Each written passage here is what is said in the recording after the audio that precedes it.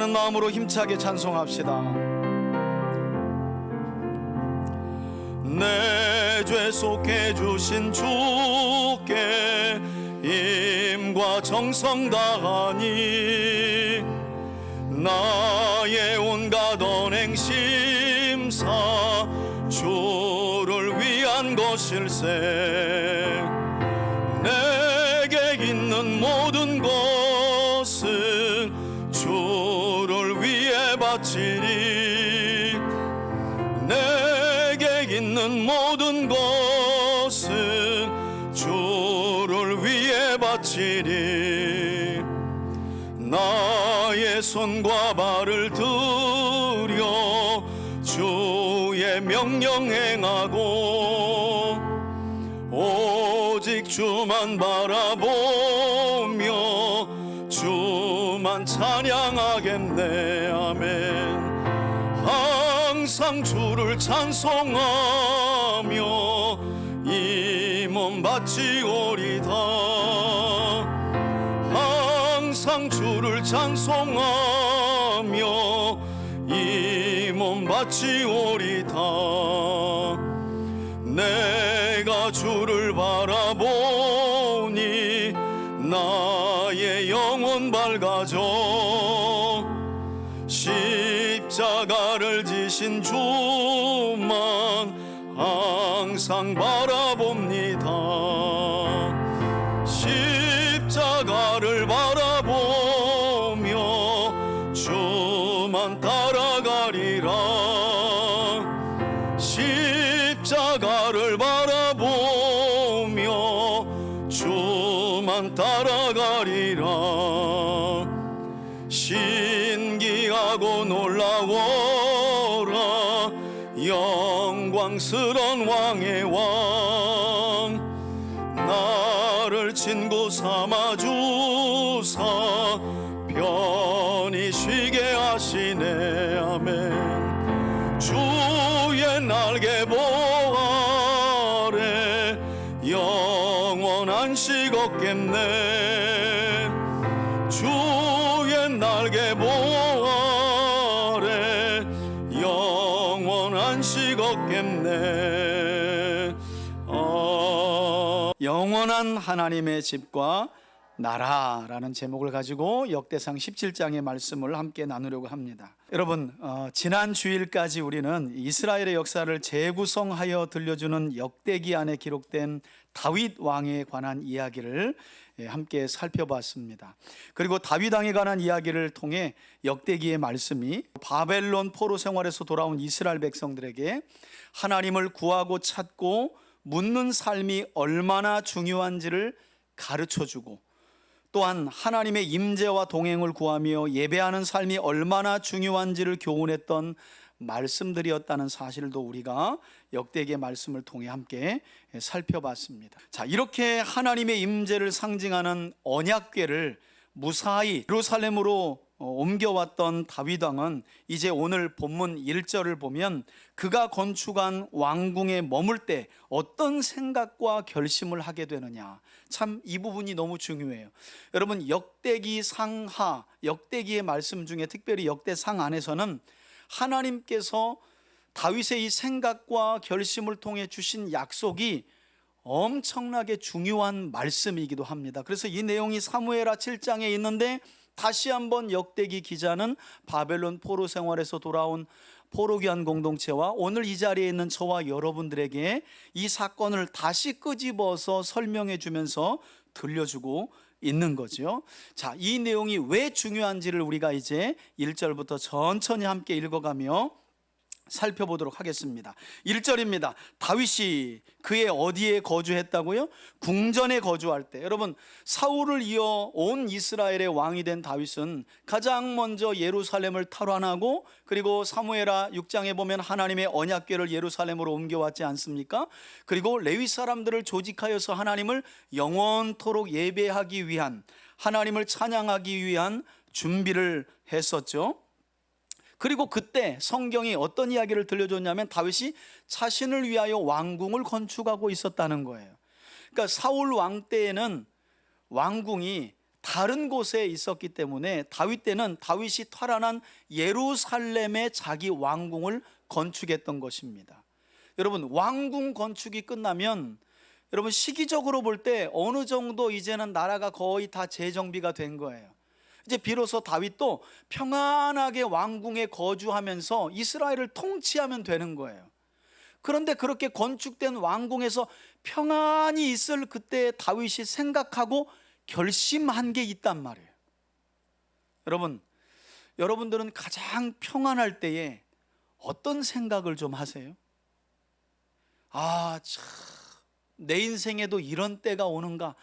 아니, 완벽하게는 아니어도 휴가 때라도 우리가 그런 생각 하잖아요. 모든 염려, 스트레스, 고민들 다 내려놓고 참 평안하다. 그래서 어떤 때는 이대로 죽었으면 좋겠다, 그런 말도 하잖아요. 그렇게 평안할 때 어떤 생각들을 좀 하시냐는 거예요. 여러분, 다윗을 보세요.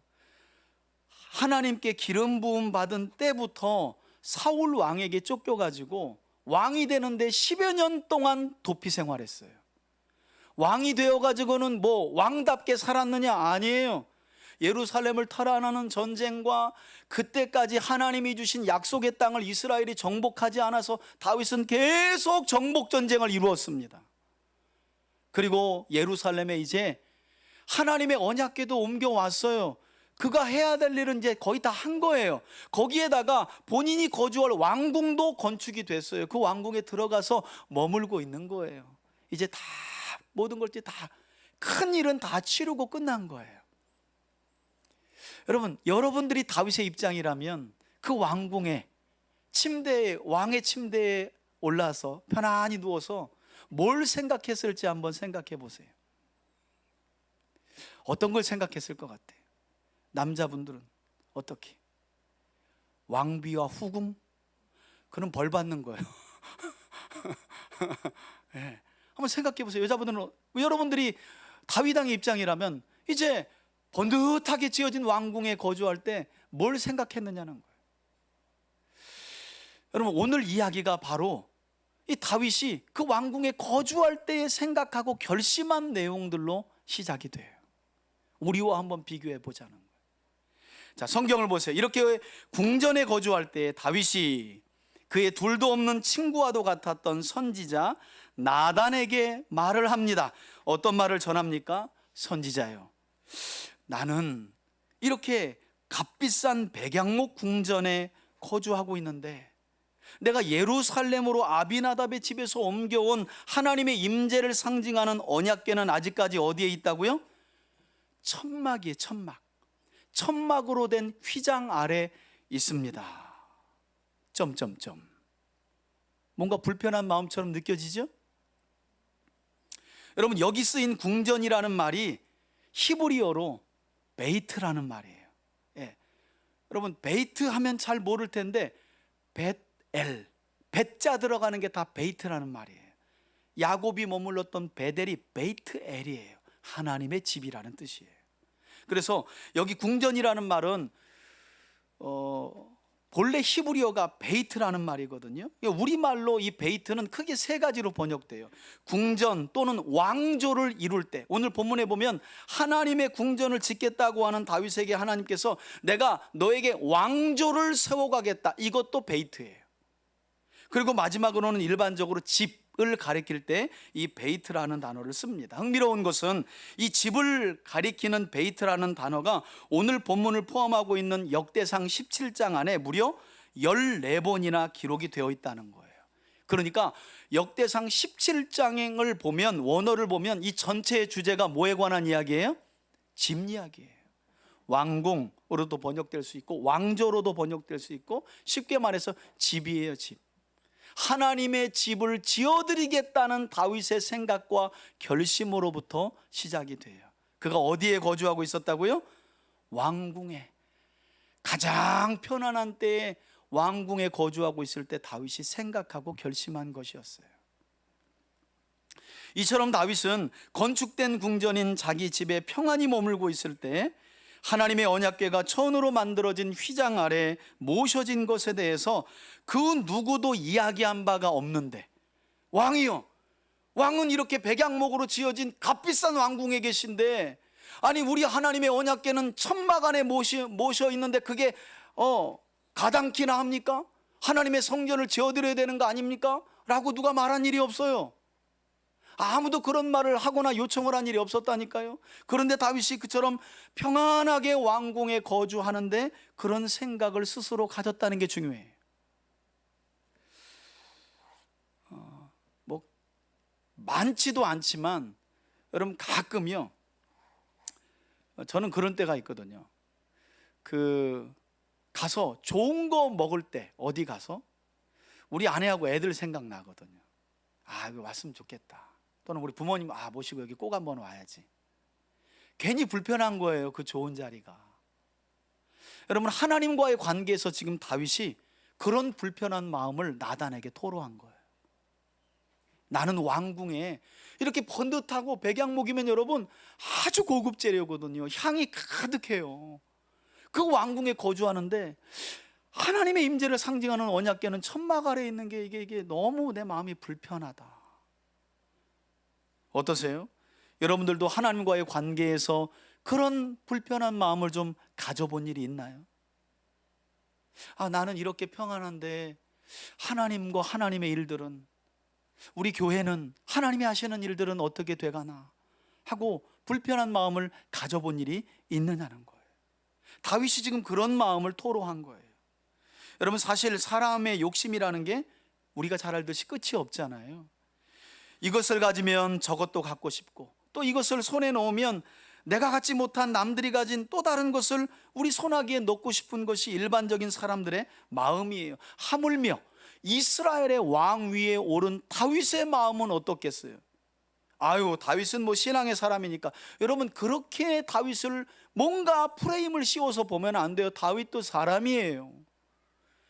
이제 정말 그 온갖 고생을 하고 그 고생 끝에 왕궁을 건축하고 있는 거예요.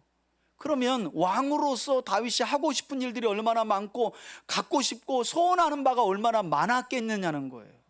그런데 그가 평안하게 왕궁에 거주할 때에 생각한 것은, 어떻게 하면 내가 이 왕권을 가지고 이 권력을 가지고 더 내가 소원하는 많은 것을 내 손아귀에 넣을까라고 생각하고 결심했던 것이 아니라, 그를 이스라엘의 왕으로 세우신 여호와 하나님을 생각했다는 거예요.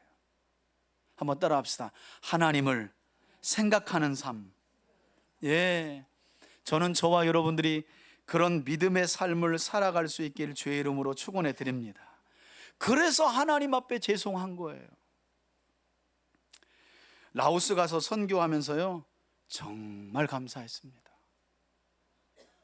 상가 교회라도 이렇게 다 갖추어진 교회에서 예배할 수 있다는 거, 또 말을 전하면 말귀를 바로 알아먹는 성도들이 있다는 거, 너무너무 기적인 거예요.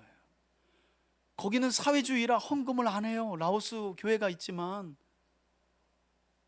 근데 여러분들은 헌금도 내고 여러분들이 하나님의 일도 하잖아요. 그런 우리 성도들이 얼마나 귀하고 얼마나 감사한지. 내가 정말 배불른 신앙생활 했구나. 그러니까 저를 자꾸 라오스로 보내야 되겠죠. 여러분들 눈빛이 그런데 다음 달에 한 번 더 보내야 되겠다. 사람이 변화돼서 오네. 뭐 이런 눈빛인데 보니까. 같이 가야 돼요. 저만 변화되면 안 되지. 여러분들도 같이 가보셔야 돼. 이런 상황에 이 시원하게 에어컨 바람 쐬면서 PPT 설교도, 우리나라 신학이 얼마나 고급화되어 있습니까? 우리가 알고 싶으면 성경, 우리가 책을 안 봐서 그렇지 성경에 관해서 알 수 있는 책들이 그냥 정말 홍수처럼 쏟아지잖아요. 거기는 알 수가 없어요. 일단 언어가 몰라. 주석이라는 게 없어요. 그런 게 아예 아무것도 없어요. 선교사님들이 와서 가르쳐 주지 않으면, 라오스 정부에서 인정하는 라오스 전체의 기독교 총회장이 있더라고요. 제가 부총회장하고 사진 찍었잖아요. 대단한 것 같지만 여러분, 그 총회장 부총회장이래 봐야 아무것도 아니에요. 제가 나온 신학교만도 못한 아주 열악한 데 나와가지고, 더 웃긴 건 거기는 총회장과 부총회장이 세습이래요. 한 집이 총회장이면 계속 그 아들이 총회장, 아들 안 낳고 딸 낳으면 사위가 들어오면 이름을 그 장인어른 이름으로 개명해가지고 또 총회장. 거기 사회주의 국가니까. 그러니까 종교를 관할하는 수장을 정부에서 인정하고 그 사람은 정부를 거스리는 어떤 설교나 말을 하지 않아요. 왜냐하면 저 공산당이 뒤에서 설교 때마다 예배 때마다 뒤에 앉아 있거든요. 그러니까 지금 우리처럼 성경에 있는 말을 그대로 한다거나 자유롭게 어떤 이야기를 할 수가 없는 거예요. 그러니 이것 떼고 저것 떼고 그냥 사회주의 국가에서 듣기 좋은 복음 이야기만 할 수밖에 없는 거예요. 여러분, 얼마나 감사한지, 심지어는 그들에게 미안한 마음까지 들었더라고요. 제가 선교사님하고 그런 얘기를 나눴거든요. 선교사님, 우리도 100여 년 전에 그러지 않았겠어요? 그렇잖아요, 여러분. 100여 년 전에 선교사님들이 들어왔을 때 누군가는 알아먹지도 못하는 말과 그 모든 시간들을 겪고 발전하고, 또 선교사님들이 신학생들을 잘 세워서 공부시키고 대학 보내서 신학교육하고, 그게 오랜 시간에 한 100여 년 만에 축적되니까 이렇게 목회자들이 정말 넘치는, 그래서 복음을 알고 싶고 하나님의 말씀을 알고 싶으면 그냥 언제든지 알 수 있는, 요즘에는 뭐 코로나 끝나고 유튜브만 틀면 뭐 홍수처럼 설교와 신학적인 강의가 쏟아지잖아요. 얼마나 감사한지 몰라요. 또 한편으로는 저도 이런 다윗의 마음처럼 그들을 향해 불편한 마음을 들더라고요. 미안한 마음. 지금 다윗이 하나님을 향해 그런 죄송한 마음이 들었던 거예요. 그래서 다윗은 하나님의 언약궤를 모셔둘 성전을 건축하고자 그 생각을 했고, 그 결심을 절친인 나단 선지자에게 전달했던 거죠. 여러분, 중요한 건 역대기 기자가 바벨론 포로 귀환 공동체에게 왜 이 이야기를, 다윗이 왕궁에 거주할 때 자기가 더 뭔가를 가질까 얻을까 하지 않고 하나님을 향해 불편한 마음을 가진 이야기를 왜 그들에게 전해주고 있냐는 거예요. 다른 이유가 아니에요. 이런 다윗의 모습은 앞서 왕권을 빼앗기고 하나님께 버림받았던 사울과 다르다는 이야기를 해주고 싶은 거예요. 왕권에 집착하며 하나님이 기름 부어 세우신 다윗을 쫓아다니며 죽이려고 했던, 그래서 하나님께로부터 왕권을 빼앗겼던 사울 왕과 다윗은 달랐다는 거예요. 사울은요, 어떻게 해서든지 자기 왕권을 자기 맏아들인 요나단에게 넘겨주려고 했어요. 하나님이 다윗을 기름 부어 세우니까 더 싫은 거죠. 하나님도 싫고 다윗도 죽여버리고 싶은 거예요. 그런데 문제는 왕권을 이어받아야 할 맏아들 요나단이 다윗을 그렇게 사랑한 거예요. 다윗을. 그래서 사울이 열받잖아요. 뭐라고 말해요? 사무엘 상에 보면 이 폐역무도한 계집의 소생아, 여러분 이거 쌍욕이에요. 이 새끼야, 야, 네가 다윗을 도우면 내가 너에게 넘겨줄 왕권이 어디로 가겠냐, 이 멍청한 놈의 새끼야. 다윗이 죽어야 내 왕권을 너에게 넘겨주지. 여러분, 사울은 그런 사람이었다니까요. 그래서 하나님이 사울에게서 왕권을 빼앗은 거예요. 블레셋과의 전쟁에 아들 셈과 함께 한 날 죽게 하나님이 허용하신 거예요. 자기 왕권에 집착했던 이게 사울의 모습이었어요. 반면에 다윗은 어떤 사람이었다고요? 왕위에 오르자마자, 왕위에 오르는 시간까지도 오래 걸렸죠. 왕위에 오르자마자 하나님이 약속하신 땅인데 이스라엘이 정복하지 않은 땅을 점점점 정복하기도 하고, 하나님의 임재의 상징인 언약궤를 데리고 모셔오기도 하고, 이제는 번듯하게 건축된 왕궁에 거주할 때 아이고, 하나님께 그래도 내가 뭔가 죄송한데, 나는 이렇게 향기나는 백양목 왕궁에 있는데 하나님의 언약궤가 저 천막아라에 모셔다 둔다는 게 이게 불편한 거예요. 이게 불편한 거예요. 저는 우리 3대 가족들이 다윗처럼 내가 소원하는 것에만 집착하고 그것을 구하는 삶이 아니라 하나님의 소원에도 관심을 가지고 또 소원을 어떻게 이루어드릴까 하는 생각과 실천을 오늘 말씀을 통해 도전받고 그렇게 행동으로 옮길 수 있는 여러분들이 되시길 주의 이름으로 축원해 드립니다. 내가 믿음은 부족하고 연약하고 이제 신앙생활을 시작했을 수도 있어요. 신앙생활이 조금 연륜이 있을 수도 있어요. 중요한 건 우리에게 하나님이 구원의 은혜를 주셨는데 그 하나님을 위하여 내가 뭘 할까 하는 마음을 갖는 거예요. 여러분, 사도 바울이 예수 그리스도를 믿어 하나님의 자녀가 된 다음에 어떤 마음까지 가져요? 내가 믿게 된 이 예수 그리스도의 복음을 다른 사람들에게 전하지 않으면 불편한 마음 정도가 아니라 하나님이 나에게 화를 내리실 거야 라는 마음까지 가지고 세계 땅끝까지 복음을 전한 사람이 바로 사도 바울이에요. 이런 사도 바울도 다윗과 동일한 불편한 마음을 갖는 거예요. 여러분, 복음을 믿는 자들에게 무한한 자유와 은혜를 줍니다. 그러나 자유와 무한한 은혜만 있지 않아요. 불편한 마음도 줘요. 나보다 어려운 사람을 보면 편하게 살아가는 내가 뭔가 불편해야 되는 거예요. 질병으로 고통당하는 사람을 보면 그냥 나는 건강을 주셔서 너무 감사하다, 이게 믿음이 아니라 건강하게 살아가는 내가 왠지 그를 보면 미안한 마음이 갖는 거예요. 하나님, 저에게 주신 건강 저 사람에게도 좀 주세요. 저 사람을 고쳐주세요. 회복시켜주세요. 여러분, 이게 복음의 능력인 줄 믿습니다. 하나님을 진짜 믿는 삶이란 그런 거예요. 나 혼자 잘 먹고 잘 살고 건강하게 하는 것이 아니라 하나님 나라의 관점으로 보면서 뭔가 불편하고 미안한 마음을 가지고 사는 거예요. 그래서 흘려보내는 거 아니겠어요? 건강한 몸으로 봉사하고 우리에게 주신 물질을 흘려보내서 가난하고 어려운 자들에게 구제하고 선교하고, 그래서 하나님 나라를 함께 이루어가는 거, 그게 바로 하나님의 소원이라는 거예요. 그런 점에서 다윗은 참 위대한 거예요. 그 온갖 고생을 하고 이제 좀 쉴만한데 뭘 또 건축 사업을 하겠다고, 그것도 왕궁의 별채를 짓겠다는 것도 아니고, 하나님이, 여러분 오늘 성경을 보세요. 하나님이 뭐 꿈에라도 현몽해가지고 다윗아, 너 이 자식아, 이제까지 내가 너 왕을 세워갖고 너 이스라엘의 왕 세워줬는데 너만 백양목 향해 거주하고 내 언약궤는 저 천막 안에, 네가 사람이냐, 뭐 이런 말 한 적이 있나요? 없어요. 스스로 불편한 마음을 가지고 생각했다니까요. 여러분, 신앙은 저는 그런 게 아닌가 생각이 들어요. 그냥 나 한 사람 잘 번듯하게 신앙생활하는 그런 단계의 신앙도 필요하죠. 그런데 신앙이 이제 성장하고 성숙하게 되면 교회에 어떤 일을 두고 하나님의 일을 두고 뭔가 불편한 마음을 갖는 거예요. 그 일이 잘 진행되고 있을까? 선교는, 구제는, 예배는. 여러분 어떠세요? 그냥 주일 예배 하니까 이번 주는 누구 사랑방이니까 뭐 알아서 청소하고 식사하고 왔겠지, 그냥 아무렇게 편한 마음으로. 여러분 그러지 마세요. 와서도 고생해서 이야기도 해주고요. 아이고 더운데 반찬 하느냐고 얼마나 수고 많았어, 교회 청소하느냐고 수고했어. 그런 미안한 마음과 불편한 마음을 갖는 게 바로 다윗의 마음이라는 거예요. 여러분 찬양 인도도 그냥 하는 게 아닙니다. 우리 고집사님 직장 생활하면서 찬양 콘티하죠. 여기 직장인들에게 나눠주죠. 그럼 이분들은 금요일부터 또 찬양 듣고 연습하면서 이 시간 서는 거예요. 그냥 뭐 되는 건 아무것도 없어요. 여러분 예배는 그냥 모이세요 하고 뚝딱뚝딱 나오는 게 없어요. 한 주가 준비되지 않으면 아무것도 없어요. 할 수가 없어요. 오늘 저 방송실 청년 하나 빠졌는데 예배가 또 10분 정도 딜레이 되잖아요. 그렇다니까요. 그런 것들에 대해서 불편한 마음을 갖는 거예요. 좀 미안한 마음을 갖는 거예요. 그게 하나님을 향해 불편한 마음과 미안한 마음을 가졌던 다윗과 같은 마음이라는 거예요. 여러분 이 불편한 마음도 좀 가지고 삽시다. 아멘. 예. 이 조금의 미안한 마음 좀 가지고 삽시다. 예, 그게 다윗의 마음이니까.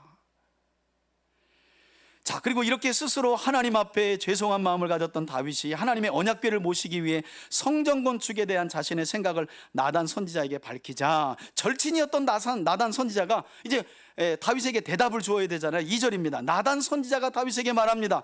하나님이 왕과 항상 함께 하시고 계신데 왕이 마음에 있는 바를 그냥 행하시면 되지요. 여러분 여기 함께 하신다는 말씀이 우리가 잘 알고 있는 임마누엘이라는 단어에서 나온 단어거든요. 하나님이 다윗 왕과 임마누엘 함께하고 계신데 뭘 머뭇거리십니까? 왕이 하고 싶은 대로 하시죠. 그리고 나단 선지자가 들어봤을 때도 선지자 입장에서 범사의 다윗이 하는 일마다 형통했잖아요. 그러니 하나님이 함께 하시거든요. 그런데 왕이 하나님이 당신과 함께 하시는데 그 생각 실천으로 옮기시죠. 나단 선지자도 별 뜻 없이 그냥 흔쾌히 허락을 한 거예요. 왕이요 그대로 하십시오. 하나님이 임마누엘하고 계신데 뭘 미루십니까? 그대로 하셔요. 그런데 여러분 아무리 그 의도가 선하고 또 하나님께서 함께 하시는 다윗 왕과 나단 선지자의 뜻이 합쳐진 훌륭한 계획일지라도 결국 그 계획이 하나님 자신의 뜻과 계획에 부합되어야 되지 않겠습니까? 그래서 결과적으로 다윗 왕의 계획은 하나님의 뜻과 부합하지 않았어요. 그래서 3절을 보시면 어떤 일이 있게 돼요? 그 밤에, 그러니까 나단 선지자가 다윗 왕에게 흔쾌히 왕의 마음에 있는 대로 행하십시오 하고 성전 건축을 허락했던 그 밤에 나단 선지자가 돌아가서 잠을 자려고 하는데 하나님이 나단 선지자에게 나타나셔서 말씀하신 거예요. 뭐라고 말씀하셨는지 4절 보세요. 너는 가서 내 종 다윗에게 말하기를 여호와의 말씀이 너는 내가 거할 집을 뭐 하지 말라고요? 여러분 건축하지 말라. 이게 하나님이 나단 선지자에게 주신 응답이었어요. 여러분 같으면 어떻게 하시겠어요? 여러분이 교회당을 건축하겠습니다. 그건 하나님의 뜻이죠. 집사님 그렇게 합시다. 근데 제가 돌아가서 밤에 잠을 자는데 하나님이 제 꿈에 나타나셔가지고 박 목사야, 왜 네 마음대로 결정하냐? 돌아가서 너는 아무개 집사에게 너를 통해서는 내 교회를 짓지 않겠다고 말하라. 여러분 그럼 제 입장이 얼마나 난처할지 생각해 보세요. 절호의 기회인데 그리고 그 이야기를 듣는 그분은 어떻게 되겠어요? 자기가 헌신하겠다는 마음으로 하나님의 신전을, 하나님을 모실 성전을 지어드리겠다는데 걔는 안 돼, 하지 말라는 거예요. 참 제가 나단 선지자 입장이라면 곤란하겠죠. 요즘 같으면 그렇게 말하면 목사가 미쳤나 보다 아마 그렇게 하고 다른 교회로 가버릴 수도 있어요. 여하튼 하나님의 응답이 이렇게 임한 거예요. 다윗을 통해서는 내가 거할 내 집을, 내 성전을 건축할 마음이 없다는 거예요, 하나님이. 여러분 여기서 우리가 깨닫게 되는 중요한 교훈이 무엇입니까? 다윗과 같이 하나님께서 함께 하시는 사람의 계획과 뜻도 때때로는 하나님께서 계획하신 뜻에 부합되지 않을 때가 있다는 거예요. 그래서 여러분 나는 하는 일마다 하나님의 뜻을 이루어, 교만이에요, 교만. 하나님이 함께 하시는 다윗도, 또 하나님의 말씀을 대언하는 나단 선지자도 때로는 하나님의 뜻과 부합되지 않은 어떤 일을 생각하고 결정할 수 있다니까요. 그게 아무리 선한 의도일지라도. 그래서 우리가 해야 될 일이 뭐냐? 항상 겸손하게 하나님 앞에 서서 하나님께 묻는 삶이 필요한 거예요. 그냥 내가 하고 싶고 드리고 싶고 그게 선한 의도라고 하나님이 다 기뻐하시는 건 아니란 말이에요. 여러분 생각해 보세요. 아내가 해바라기 꽃에 장미꽃에 알러지가 있는데 내가 아내를 사랑한다고 장미를 이따만하게 사갖고 가봐요. 저 왼수가 이혼하자고 달려드는구나, 이렇게 보이지. 여러분 똑같잖아요. 나는 사랑해서 장미 백송이를 사가지고 간 거예요. 그런데 그게 그 상대방도 좋아하는 것이어야 되잖아요. 하나님의 입장이 그렇단 말이에요. 그래서 여러분 우리가 하나님께 헌신하고 뭔가를 드릴 때에도요, 정말 하나님의 뜻에 부합한가, 정말 하나님께 묻고 드릴 필요가 있어요. 어떤 계획을 실천할 필요가 있어요, 우리 삶에도. 저는 그런 점에서 우리 3대 가족들이 이와 같이 항상 겸손하게 주님의 뜻을 묻고 살피며 살아갈 수 있기를 주의 이름으로 축원해 드립니다. 자, 그러면서 하시는 말씀이 5절이죠. 내가 이스라엘을 애굽에서 올라오게 한 날부터, 즉 출애굽하던 날인 약 400년 전부터, 이런 말씀이거든요. 오늘까지 집에 있지 아니하고 나는 신전에 거주하지 않았다는 거예요. 오직 이 장막과 저 장막에 있었으며 또 이 성막과 저 성막에 있었으니. 무슨 말씀이에요? 하나님은 한 곳에 머물러 계시지 않았다는 말씀이에요. 하나님은 이렇게 6절에 이스라엘 무리와 더불어 가는 모든 곳에서 내가 내 백성을 먹이라고 명령한 이스라엘 사사에게 내가 말하기를, 이제 하나님이 예로도 들죠. 내가 너희 조상 사사들이 살았던 그 시대에도, 이게 출애굽 이후에 있었던 시대거든요. 그때도 하나님이 이런 말씀을 하신 일이 있대요. 성전을 두고. 들어보세요. 너희가 어찌하여 내 백향목집을 건축하지 아니하였느냐라고 말하였느냐. 그러니까 하나님께서요, 출애굽 이후 이스라엘 백성들을 모세를 통해 애굽에서 건져낸 이후 400년이 지나도록 이스라엘 백성들과 항상 함께 하셨지만 단 한 번도 이스라엘 주변 나라 사람들이 그들의 신을 신전에 모시기 위해서 건축했던 이 신전들처럼 하나님이 이스라엘 백성들을 위하여 너희는 왜 너희 주변 나라들이 섬기는 그 신을 모시기 위해 섬기는 신전들처럼 내 신전을 건축하지 않냐? 라고 말한 일이 뭐라고요? 없다는 거예요. 한 번도. 하나님은 내 신전을 건축하라, 내 성전을 건축해다오 하고 요구하신 일이 없었다는 거예요. 왜냐하면 우리 하나님은 고대 사람들이 생각했던 것처럼 어떤 한 나라와 한 지역에 국한되거나 제한되어 거주했던 신이 아니라 이 세상 어디든지 안 계신 곳이 없는, 한번 따라합시다, 무소부재하신 하나님. 무소부재라는 말이 어려운 말인데 어디든지 안 계신 곳이 없는 하나님이라는 거예요. 근데 여러분, 고대의 사람들은요, 그런 신관들이 다신관이었지만 이런 신관이 없었어요. 어디든지 계신 신은 불가능했어요. 그래서 바다에는 우리로 말하자면 용왕신이 있는 거고요. 천지신, 우리 출산은 삼신할매 신, 이렇게 있듯이 모든 사물과 지역에 제한되어 신들이 거주했고 그것만 관할했어요. 그런데 하나님은 그렇지 않다는 거예요. 하나님은 어디든지 모든 것들을 주관하고 다스리시는 유일하신 하나님이시라는 거죠. 그래서 뭐가 필요 없었다는 거예요? 하나님이 굳이 머물 신전이나 성전이나 집이 필요 없었다는 말. 그래서 한 번도 이스라엘 백성들에게 내 성전을 지어다오라고 요구하신 일이 없다는 거예요. 여러분, 저는 이런 생각도 해봤어요. 글쎄요, 제가 혼날지 모르겠지만 때가 되면 우리 교회당도 좀 작으나마 건축해서 성경 잘 가르치는 교회당 하나 세워야 되지 않겠어요? 그런데 여러분, 그게 하나님의 소원이라는 말은 조심해서 할 필요가 있어요. 하나님의 소원은 건물에 있는 게 아니라 복음이 땅끝까지 전해지고 3대에서 1000대까지 바르게 전수되는 게 하나님의 소원이지, 그 소원을 이루어드리는 데 필요한 게 뭐예요? 건축물 아니겠어요? 그러니 목회자들도 말 잘해야 돼요. 우리 성전이 어디 있어요? 예배당이지, 교회 건축이지. 교회당 건축은 이와 같은 하나님의 소원을 이루어드리는 하나의 도구요, 하나의 통로일 수밖에 없는 거죠. 그게 본질은 아닌 거예요. 그러니 그런 걸 둔갑시키면서 헌금합시다, 하나님의 소원을 이룹시다, 이건 매우 위험한 거예요. 오늘 말씀하잖아요. 나는 한 번도 출애굽 이후에, 여러분, 하나님 입장에서 생각해 보면 이게 자존심 무진장 상할 일이에요. 여러분, 그리스 한번 여행 가보셨나요? 그 아테네 신들을 섬겼던 그 신전 보셨어요? 지금은 남아있지 않아요. 기둥만 있는데 기둥이 거의 우리 교회 많아요. 집채만한 기둥 하나가 남아있는데, 그러니 이 건물 전체가 얼마나 크고 웅장했느냐는 거예요. 하물며 우상들도 그런 신전들이 있었는데, 만왕의 왕이시고 유일한 창조주이시며 구원자이시고 심판주이신 그 여호와 하나님이 집 하나, 신전 하나 갖지 못했다는 게 얼마나 이게 자존심 상할 일이에요. 그럼에도 불구하고 하나님은 한 번도 자기 백성에게 내 집을 좀 화려하고 멋지고 아주 웅장하게 금으로 발라 지어달라고 말씀하신 일이 없다는 거예요. 한 번도 없다는 거예요, 하나님은.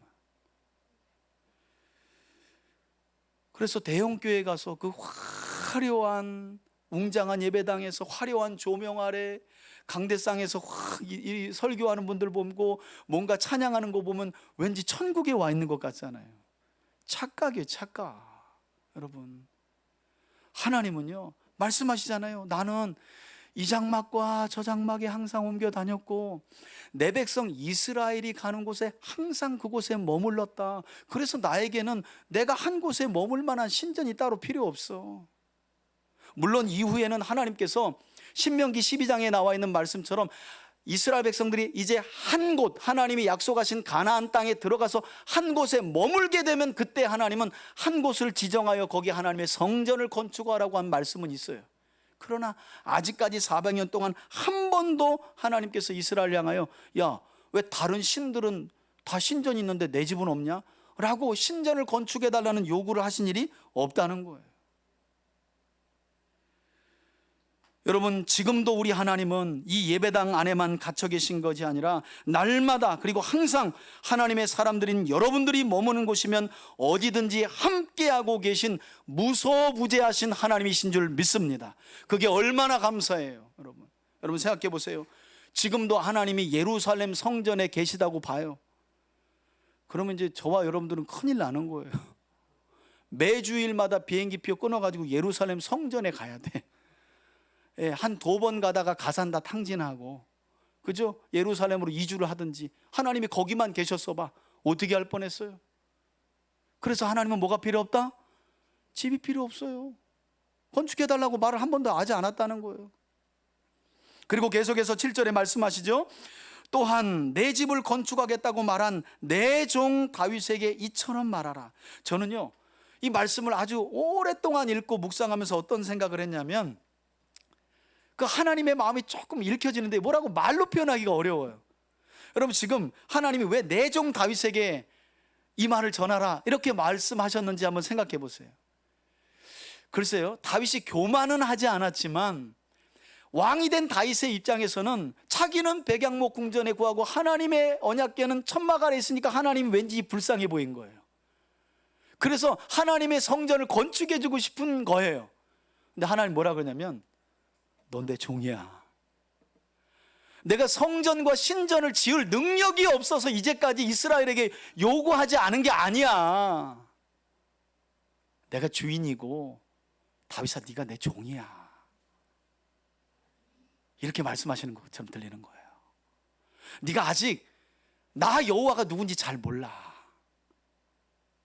그래서 말씀하시는 거예요. 내 종 다윗에게 이처럼 말하라. 성경 볼게요. 만군의 여호와께서 이처럼 말씀하시기를, 다윗아, 내가 너를 목장 곧 양떼를 따라다니던 데에서 데려다가, 즉 베들레헴에서 이새의 아들로 태어나서 목동으로 살아가던 다윗을 하나님이 데려다가 어떤 자리에 세우셨대요? 내 백성 이스라엘의 주권자 곧 이스라엘의 왕으로 삼고, 8절에 또 사무엘하 8장에 기록된 말씀대로 내가 어디로 가든지 너와 함께 있어 내 모든 대적을 내 앞에서 멸하였은즉. 그래서 다윗은 어디로 가든지 전쟁에서 승리하지 않았습니까? 여러분, 하나님이 이 모든 일을 목동을 데려다가 한 거예요. 목동 하나를 데려다가. 베들레헴은 이스라엘에서 깡촌이에요. 깡촌. 그 깡촌에 사는 이새의 8번째 이 막내둥이를 데려다가 하나님이, 우리로 말하면 저 강원도 저 동막골 저 안쪽에 있는, 그래서 그냥 양 키우고 소 키우는 애를 하나 데려다가 하나님이 훈련시켜가지고 이스라엘의 왕으로 세우셨다는 거예요. 뿐만 아니라 그가 전쟁할 때마다 하나님이 항상 전쟁에서 이기게 해주셨다는 말씀까지 하죠. 그리고 더 읽어볼게요. 세상에서 존귀한 자들의 이름 같은 이름을 내게 만들어 주리라. 9절에 뿐만 아니라 내가 또 내 백성 이스라엘을 위하여 한 곳을 정하여 그들을 심고, 가나안 땅을 말하죠. 그들이 그곳에 거주하면서 다시는 옮겨가지 아니하게 하며 악한 사람들에게 전과 같이 그들이 해치지 못하게 하여, 이어지는 10절에 전에 내가 사사에게 명령하여 내 백성 이스라엘을 다스리던 때와 같지 아니하게 하고. 여러분, 사사기를 보면 실제로 사사시대에는 이스라엘 백성들이 하나님의 말씀을 준행하지 않고 불순종하면 즉각 하나님이 주변 나라들을 통해 이스라엘을 공격하게 하셨거든요. 그래서 이스라엘을 압제당하게 하며 고통을 받게 하셨거든요. 그런데 이제는 그렇게 하지 않겠다는 말씀이에요. 뿐만 아니라 또 내 모든 대적으로 내게 복종하게 하리라. 또 내게 이르노니 여호와가 너를 위하여 무엇을 세우신다고요? 한 왕조. 이 말씀이 앞서 다윗이 하나님의 집을 지어드리겠습니다 할 때 사용했던 바이트라는 말이에요. 바이트. 그러니까 하나님의 말씀이 이런 거예요. 네가 내 집을 지어주겠다고? 아니, 내가 내 종 다윗 네 집을 지어주마 하면서 다윗 언약을, 다윗 왕조를 세워주시겠다는 약속으로 주신 거예요. 여러분, 얼마나 놀라워요. 하나님을 지어드리겠다는 그런 그냥 불편하고 미안한 마음에, 하나님이 아직 다윗도 어떤 분인지 잘 몰라, 그냥 신전에 지어드리면 거기서 그냥 머무는 그런 신으로 생각하고 있었나 봐. 그래도 여튼 다윗의 믿음 안에서는 뭔가 하나님께 해드리고 싶어서 말씀했는데, 하나님 말씀은 아니 너를 통해서는 짓지 않아. 그런데 그 마음은 내가 받을게. 그리고 내가 오히려 거꾸로 어떻게 해요? 너를 위해서 집을 지어줄게. 여기서 집은 다윗 왕조를 말해요.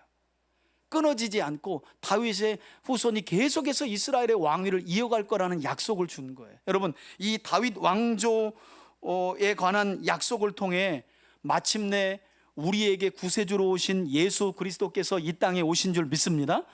그래서 구약 성경 특별히 역대기 안에서 오늘 본문이 매우 중요한 거예요. 왜? 하나님께서 하나님의 집을 지어드리겠다고 생각하고 결단했던 다윗에게 아니 오히려 내가 너를 위해서 내 왕조 곧 내 집을 지어줄게라고 한 이 약속을 통해 누가 오신 것이기 때문에 예수님이 오신 것이기 때문에 우리의 구세주로 예수님이 오신 거예요. 그래서 신학적으로도 이 본문은 너무너무 중요한 말씀이에요. 하나님이 다윗을 향해 아니 내가 너를 위해 네 집을 지어줄게. 그 집, 그 왕조를 통해 메시아이신 예수님이 구세주로 우리에게 오신 줄 믿습니다. 이게 얼마나 은혜가 되는지 몰라요. 자, 여기서 끝난 것이 아니죠. 11절 보세요. 하나님의 소원인 성전 건축을 누구를 통해서 마침내 하시겠다는 말씀도 하시느냐. 내 생명의 연한이 차서 내가 조상들에게로 돌아가면 내가 내 뒤에 씨 곧 내 아들 중에 하나를 세우고 그 나라를 어떻게 해요? 견고하게 하리니.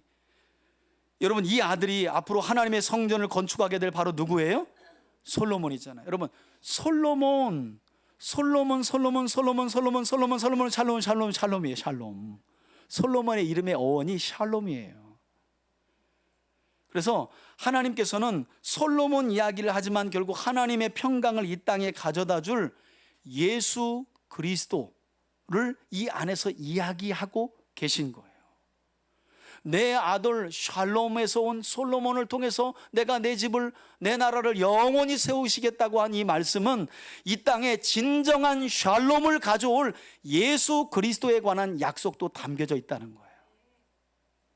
자, 계속해서 12절입니다. 그는 나를 위해 내 집 곧 성전을 건축할 것이요 나는 그의 왕위를 영원히 견고하게 하리라. 솔로몬을 통해서. 13절입니다. 나는 그의 아버지가 되고 그는 나의 아들이 되리니 나의 인자를 곧 사랑을 그에게서 빼앗지 아니하기를 내가 전에 있었던 자에게서 빼앗음과 같이 아니할 것이며. 여러분, 이거 아무리 봐도 누구 얘기하는 것 같아요? 사울이죠. 사울. 그렇죠. 아, 눈치가 있으시네. 여러분, 성경은 눈치라도 있으면 많이 읽혀져요.